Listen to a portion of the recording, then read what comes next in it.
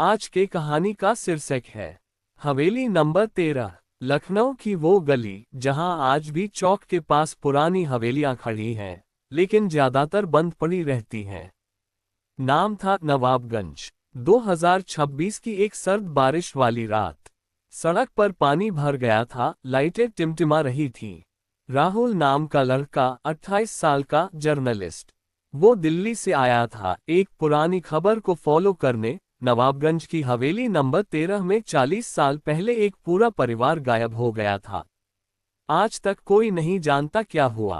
राहुल की कार खराब हो गई थी। बारिश में भीगता हुआ वो एक पुरानी चाय की दुकान के नीचे खड़ा था। दुकानदार बूढ़ा आदमी, नाम था अब्बास चाचा। उसने राहुल को देखा और कहा, बेटा इतनी रात को यहाँ?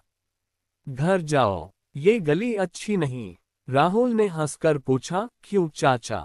भूत प्रेत? अब्बास चाचा ने सिर हिलाया। भूत नहीं, साए। वो हवेली नंबर 13, वहां जो भी जाता है वो वापस नहीं आता, या आता है तो बदला हुआ। राहुल को लगा ये लोकल डरावनी कहानी है, लेकिन उसकी जिज्ञासा जाग गई। उसने पूछा, क्या हुआ था उस परिवार को? चाचा ने चाय का कप थमाया। नवाब फैज अली खान का खानदान था। 1984 में एक रात सब गायब। पुलिस आई, कुछ नहीं मिला। सिर्फ एक चीज दीवार पर खून से लिखा, हम वापस आएंगे। राहुल ने फोटो खींची, नोट्स लिए। बारिश थमी तो वो हवेली की तरफ चल पड़ा। फोन की टॉर्च जलाकर हवेली नंबर 13, बड़ा लोहे का गेट जंग खाया। ताला नहीं था, बस एक पुरानी चेन। राहुल ने धक्का दिया। चरमराहट के साथ दरवाजा खुला।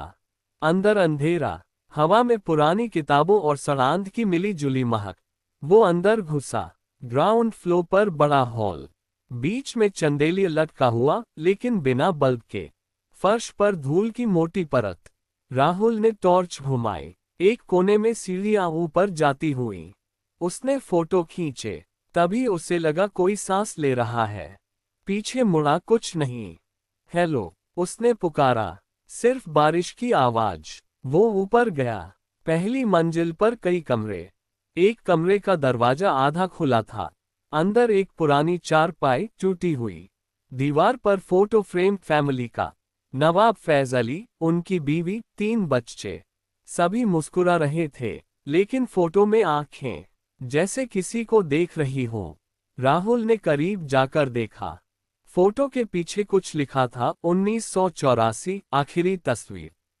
और नीचे छोटे अक्षरों में, मैंने देख लिया। उसका दिल तेज धड़का। तभी लाइट गायब हुई। फोन की बैटरी 40% से 0% हो गई। अंधेरा। राहुल ने फोन जेब में डाला। हाथ से दीवार टटोलते हुए आगे बढ़ा। तभी उसे लगा कोई उसके कंधे पर हाथ रख रहा है। ठंडा, बहुत ठंडा। वो चिल्लाया, कौन है? कोई जवाब नहीं, लेकिन अब आवाज आई, धीमी फुसफुसाहट, तुम देख रहे हो? राहुल भागा। सीढ़ियां नीचे, लेकिन नीचे पहुंचते ही हॉल का दरवाजा बंद हो गया। वो धक्का मारता रहा, नहीं खुला। अब कमरे में हल्की रोशनी। चांदनी खिड़की से आ रही थी, लेकिन खिड़की पर कोई खड़ा था। लंबा, पतला साया। चेहरा नहीं दिख रहा, सिर्फ आंखें सफेद चमकती हुई। राहुल पीछे हटा। साया आगे बढ़ा। हर कदम के साथ फर्श पर खून की बूंदें गिर रही थीं। हम वापस आए, साया बोला। राहुल ने जेब से पेन निकाला, वो उसका एकमात्र हथियार। साया हंसा, हंसी ऐसी कि दीवारें कांप गईं। फिर साया गायब हो गया। दरवाजा अचानक खुल गया। राहुल बाहर भागा। बारिश फिर शुरू हो गई। वो सड़क पर गिर पड़ा।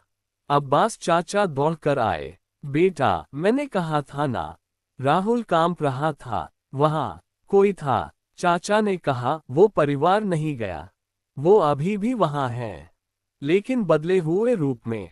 अगले दिन राहुल अस्पताल में था। डॉक्टर ने कहा, शॉक है, आराम करो। लेकिन राहुल रुका नहीं।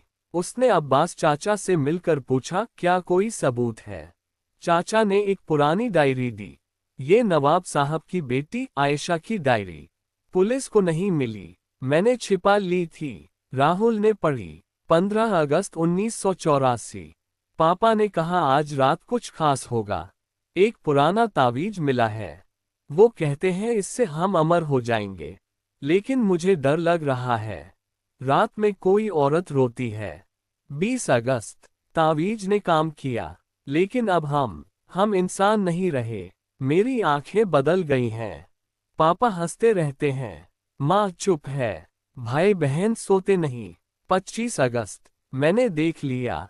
वो तावीज नहीं था। वो एक दरवाजा था, किसी और दुनिया का। हमने गलती कर दी। अब वो हमें छोड़ेंगे नहीं।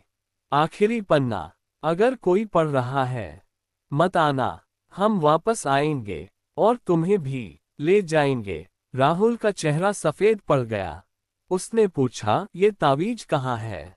चाचा बोले, हवेली में। लेकिन जो भी ढूंढने गया वो लौटा नहीं। राहुल ने फैसला किया वो जाएगा। लेकिन इस बार अकेला नहीं। उसने अपनी दोस्त नेहा को बुलाया। नेहा लोकल थी, पुरानी कहानियां जानती थी और एक पुराना कैमरा लाइट जो इंफ्रारेड में शूट करता था। रात के 12 बजे दोनों हवेली पहुंचे। इस बार गेट खुद खुला, जैसे इंतजार कर रहा हो। अंदर गए।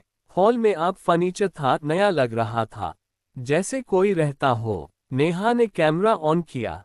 स्क्रीन पर साए दिखे, 4 लोग, बच्चे और बूढ़े, लेकिन चेहरे धुंधले।